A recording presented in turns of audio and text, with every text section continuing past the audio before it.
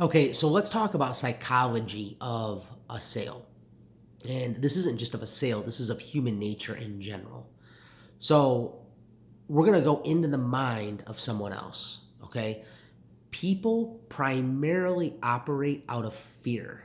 Very few people don't. That doesn't make a whole lot of sense, but when we get through this, I promise you that's true.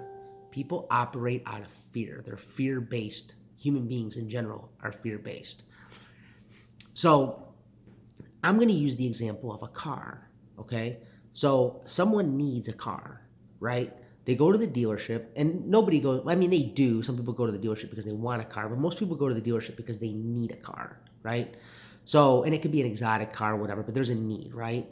And then it's like the airplane ticket. They want a Lamborghini, right? They need a car, but they want a Lamborghini because nobody needs a Lamborghini. They want it, right?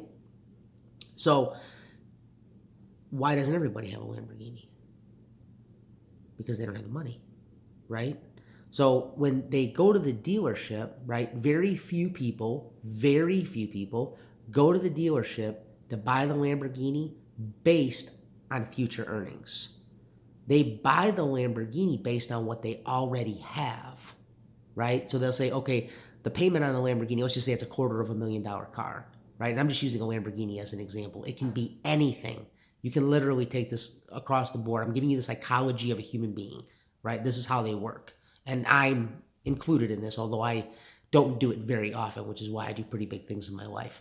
But as I got rid of limiting beliefs, so like, is that true? I ask myself that a lot. Is that true? Is that even true? Um, so getting back to the car, right? So somebody goes into the Lamborghini dealership and they're going to spend $250,000 on a car, which is a big purchase, right? And there's a lot of things wrong with that purchase too. Like it's going to devalue. It's not going up in price, it's coming down. So someone's going to pay $250,000 for a car that eventually one day is going to be worth significantly less than what they paid for it. Like the next day, it's going to be worth less money. But most people are going to go to that dealership when they have the money. They're not going to do it based on future earnings. So let's say, for example, somebody has $250,000 and that's all they have.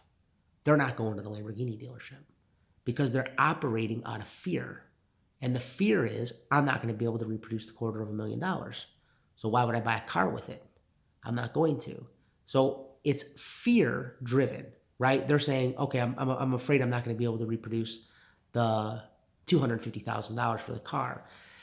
Very, very, very few people, very few on the planet, on the whole planet, operate any different than that. But there are some. Some will say, I can get another $250,000, I'm going to go do it, right? Even if they only have $250,000. They only have $250,000, they don't have any other money, and the person is so confident in themselves that they go to the dealership, buy the Lamborghini because they know more is coming. Most people don't do that. They operate out of fear, scarcity. This is all I'm going to have. So I contend, and I contend rightfully so, someone will do more to hold on to what they already have than what they will to get more, right? So somebody will hold on to the $250,000 to stay in their comfort zone than they will to spend the $250,000 and force themselves to go get more. Now, why am I telling you this? Because you're going to face it in this sale. Someone is going to look at their situation and say, my situation sucks, but in order to fix the problem, I have to trade money for something that's going to happen in the future. I'd rather save my money today than to risk my money today to potentially get something more in the future. Human psychology. That's how they operate. You would think it's the opposite. You would think they would say, this is going to solve a problem. I'm going to spend the money and I'm going to get my money back. And they won't do it. Insane, but they won't do it. So what we have to do is we have to cross that threshold, right? And what we have to do is we have to take the pain away from the future earnings because that's where they're at, right? Comfort, safety zone is where they're at right now, right? Oh, I got money, so I'm going to hold on to my money and I'm going to keep doing what I'm doing, and hopefully one day I'm in a different situation. We want to get away from that. What we want to do is we want to create a scenario where you're at is painful. That's what we want because that's what they want to avoid. They don't want pain. When they go into the Lamborghini dealership and spend their last $250,000 and now they're broke and they have a car, that's painful. We want painful to be having the $250,000. And we can do that. We can convince them that where you're at is painful. Now, how do you do that?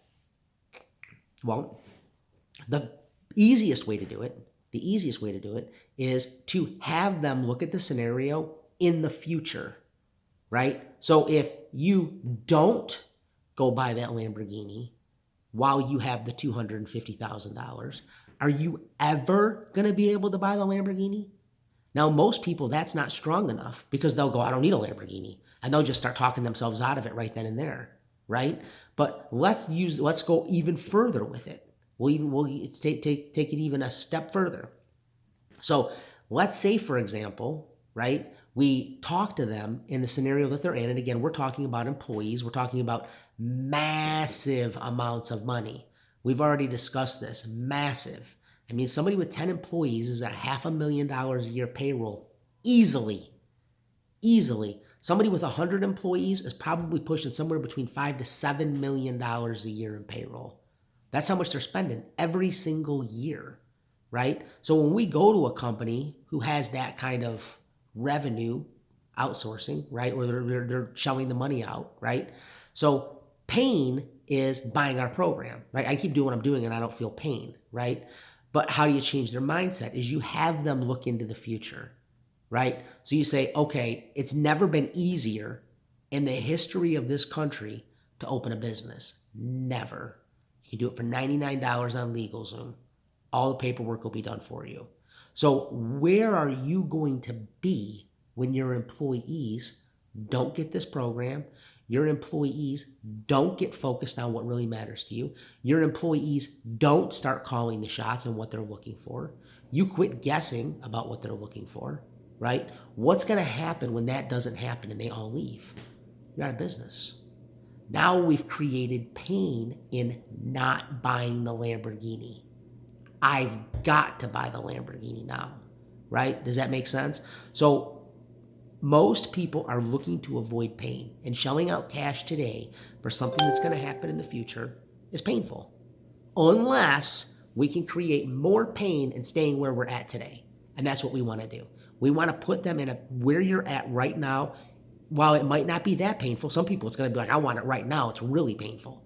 But what we want is we want to convince the person that we're selling to that where you're at is the pain. It can get better from here, and it can get better from here. So that's a human psychology of the sale. And I have a video out about this, and this is, again, true. I'll use it as an example.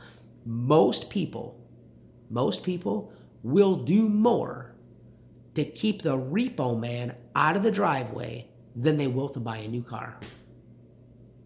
They will. They will go to work every single day to make that $350 a month to keep the repo man from coming and picking up the car they already have. They'll do more for that than they will to go out and make additional money to go get the new car. And the reason why is because people aren't driven by money. They're not. We think they are because that's the tool that we as business owners offer. We say we have money, we'll just pay them with money. Hey, you can make $100,000 a year. You can make six figures. You can make $500,000 a year. You can get up to $60,000 a year. Just do this, this, this, and this, and they don't listen to you because they don't want money. People are not driven by money. And what they're driven by is different for every person on the planet. Everybody has a different drive. Husband and wife oftentimes have different drives. She's into, having a home, and he's into making money, and her interest might be the children. It could be just the opposite. Maybe she's interested in making the money, and maybe he's interested in a family life, or maybe she's into spirituality, and maybe he's into health and fitness. Everybody has a different thing. Very few people have money as the driving force, and I know that because they don't have any. If they were driven by money, they would have it. When somebody gets money, what's the first thing they do? Spend it, right? That's what they do. You know why? Because the money is a tool. That's all it is. They're not interested in the money itself. They're interested in taking the money and getting what they truly want, which isn't money. So trying to motivate them with money isn't going to work. So I've given you the psychology of how a human brain works when it comes especially to a purchase is fear. They're driven by fear. So for us, what we have to do is we have to convince them that fear, pain is where we're at right now. It only gets better from here. That's what we have to do as the sale. And this is a very, very, very easy way to get the customer to say, I need the product. Because they'll tell you, I don't want it. I don't want fear. I don't want pain. I don't want to feel any of that. I don't want to see into the future and see that my situation got worse. I have a belief in my head that it got better, right? We all have that. I mean, people who, that's how you get a depressed person. A depressed person looks into the future and sees it worse, right? When you're talking to somebody about buying this program, they're hoping that you can solve the problem. Getting them to automatically convince themselves right out of the gate that this is not painful is going to be not an easy thing to do initially because they think it's painful spending money. No, it's painful staying where you're at. You're wasting money right now with payroll. You can fix this by making sure that you have the greatest employees on the planet. So that's human psychology and why you want to convince somebody that where they're at is pain. Not fixing it is pain. Not going forward. Going forward is happiness, it's pleasure, it's bliss. That's what they're looking for. That's what they want. But oftentimes they think that's where they're at, and they're not. So you understand right now more about how psychology works in a human brain in making a purchase than most people. Most people don't understand what you just watched. And I highly suggest you watch it a couple times to understand it because it is true. Convince them where they're at right now is painful, and it only gets better from here if they make this purchase and they'll pull out the wallet. But if you don't have that tool and you can't utilize it to your advantage, that's what you're up against. People will do more to avoid pain than they will to gain pleasure. That's a fact.